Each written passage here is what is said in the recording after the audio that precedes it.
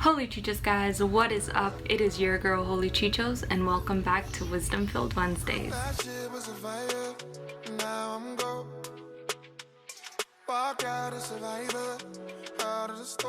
So Jonah chapter 1 verse 4-5 says, "But the Lord sent out a great wind on the sea, and there was a mighty tempest on the sea, so that the ship was about to be broken up. Then the mariners were afraid, and every man cried out to his God, and threw the cargo that was in the ship into the sea to lighten the load. But Jonah had gone down into the lowest part of the ship, had lain down, and was fast asleep." Now, if you don't know about the story of Jonah, it's pretty much the one where he gets eaten by a fish.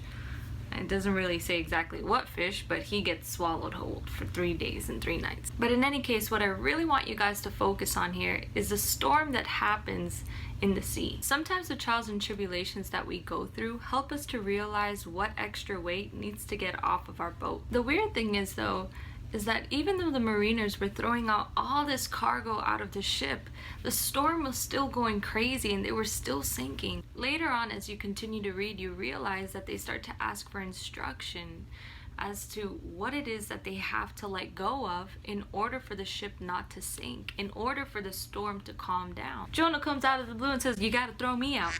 You have to throw me out in order for this storm to calm down." Maybe you're going through a trial and tribulation where you just can't put your finger on what it is exactly that you need to let go of.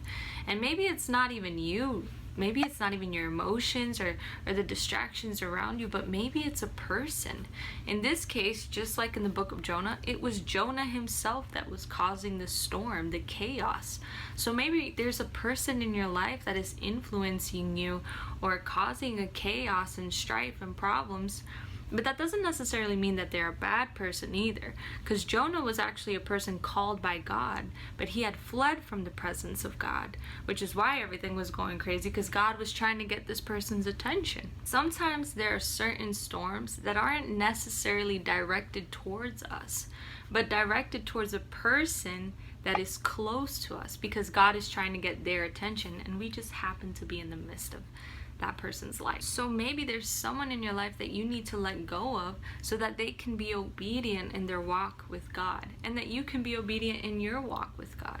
So this year, let's just be really careful in what we bring in our journey with God. You know, whether it be our character, our emotions, the things that surround us, and even the people that walk with us. You know, let's always make sure that we have God first in our life. So don't be afraid of sudden terror, because your confidence is in God. Don't be anxious about anything, because God is with you and he will never forsake you. I love you guys so much, and God bless your beautiful souls. I'll see you guys next week. Thank God we don't look like we've been through. Last year was a fire.